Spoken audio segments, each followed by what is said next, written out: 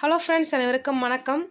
இன்றைக்கி சைடிஷ்ஷே இல்லாமல் சாப்பிட்ற அளவுக்கு குழந்தைங்களுக்கு பிடிச்ச ஒரு சீஸ் பரோட்டா எப்படி செய்கிறதுன்னு பார்க்க போகிறோம். அதுக்கு முதல்ல பார்த்திங்கன்னா சீஸ் வந்து 1 கப்பு அளவு துருவி வச்சுருக்கேன். இதுக்கு தேவையான அளவு உப்பும், மிளகுத்தூள் வந்து ஒரு 1/4 டீஸ்பூனும், அதுக்கப்புறம் ஓரிகனோ ஒரு 1/4 டீஸ்பூன், சில்லி ஃப்ளேக்ஸ் 1/4 டீஸ்பூன் அளவு சேர்த்துருக்கேன். இப்போ எல்லாத்தையும் வந்து நல்லா கலந்து விட்டுடலாம். அடுத்ததாக வந்து நம்ம மாவு ரெடி பண்ணிக்கலாம். அதுக்கு நான் 2 கப்பு வந்து கோதுமை மாவு எடுத்திருக்கேன். இதுக்கு தேவையான அளவு உப்பு சேர்த்துடலாம்.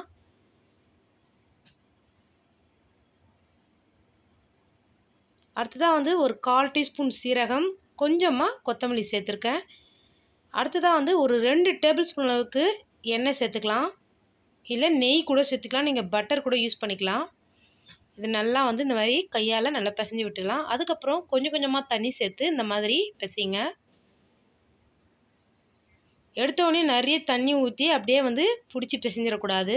கொஞ்சம் கொஞ்சமாக தண்ணி சேர்த்து தான் இந்த மாதிரி பிசையணும். இப்போ பாருங்கள், நல்லா பிசைஞ்சிட்டேன். 1 டீஸ்பூன் எண்ணெயை மேலே அப்ளை பண்ணிவிட்டு ஒரு மூடி போட்டு ஒரு 1/2 அன் ஹவர் போல் மூடி வச்சிடலாம். இப்போ பாருங்கள், 1/2 அன் ஹவர் ஆகிடுச்சு. இப்போ நல்லா வந்து இந்த மாதிரி வந்து பிசைஞ்சு விட்டுக்கலாம். இப்போ வந்து சின்ன சின்ன உருண்டைகளாக இந்த மாதிரி திரட்டி வச்சுக்கலாம்.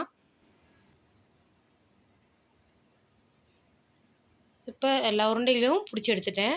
இப்போ மாவு கொஞ்சமாக தூவிட்டு சின்னதாக ரவுண்டு பண்ணிவிட்டு அதில் வந்து துருவின சீஸை வந்து வச்சிடலாம்.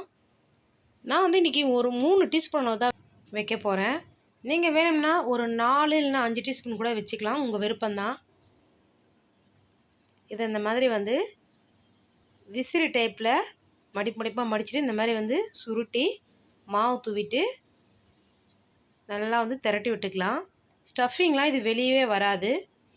சீஸ் துருவுனதுனால நம்ம அந்த அளவுக்கு வந்து எதுவும் சேர்க்கலை, வெங்காயம்லாம் எதுவும் சேர்க்கலை. வெங்காயம்லாம் சேர்த்தோன்னா பார்த்திங்கன்னா மேலே வந்து வந்துடும். அடுத்ததாக வந்து கல்லை ஒரு பக்கம் காய வச்சுருக்கேன் மீடியம் ஃப்ளேமில். இப்போ வந்து இந்த பரோட்டாவை போட்டுக்கலாம். போட்ட உடனே கொஞ்ச நேரத்தில் வந்து இந்த மாதிரி பபிள்ஸ் மாதிரி எழும்பி வரும். அப்போ வந்து திருப்பி போட்டுடலாம். இதுக்கு மேலே 1 டீஸ்பூன் அளவு எண்ணெய் சேர்த்துக்கலாம். இந்த மாதிரி வந்து அப்ளை பண்ணி விட்டுக்கலாம். இப்போ இன்னொரு தடவை திருப்பி போட்டுடலாம்.